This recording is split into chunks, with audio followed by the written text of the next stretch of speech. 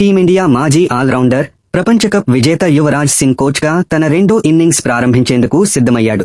ఇప్పటికే మెంటార్గా ఆటగాళ్లకు సజెషన్స్ ఇస్తున్న యువరాజ్ సింగ్ ఐపీఎల్ 2027 సీజన్లో యువరాజ్ సింగ్ కోచ్గా ఎంట్రీ ఇచ్చే అవకాశాలు ఉన్నట్లు తెలుస్తోంది.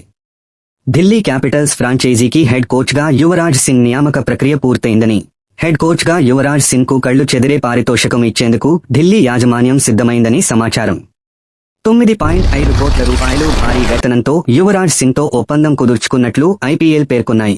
19 ఏళ్ల ఐపీఎల్ చరిత్రలోనే ఓ కోచ్ అందుకున్న అత్యధిక పారితోషికం ఇదే కావడం విశేషం. ఇప్పటి వరకు రికీ పాంటింగ్ పేరిట ఈ రికార్డు ఉంది. పంజాబ్ కింగ్స్ హెడ్ కోచ్గా రికీ పాంటింగ్ 9 కోట్ల రూపాయల వేతనం అందుకుంటున్నట్లు సమాచారం. అతని తర్వాత స్టీఫెన్ ఫ్లేమింగ్ 7.5 కోట్ల రూపాయలు, లక్నో సూపర్ జెయింట్స్ డైరెక్టర్గా జహీర్ ఖాన్ రూపాయలు 5 కోట్లు, రాజస్థాన్ రాయల్స్ హెడ్ కోచ్గా రాహుల్ ద్రవిడ్ 4.5 కోట్ల రూపాయలు, ఆండీ ఫ్లవర్, జస్టిన్ లాంగర్ 4 కోట్ల రూపాయల చొప్పున వేతనం తీసుకున్నట్లు సమాచారం. ఐపీఎల్ చరిత్రలోనే ఢిల్లీ క్యాపిటల్స్ ఇప్పటి వరకు టైటిల్ గెలవలేదు.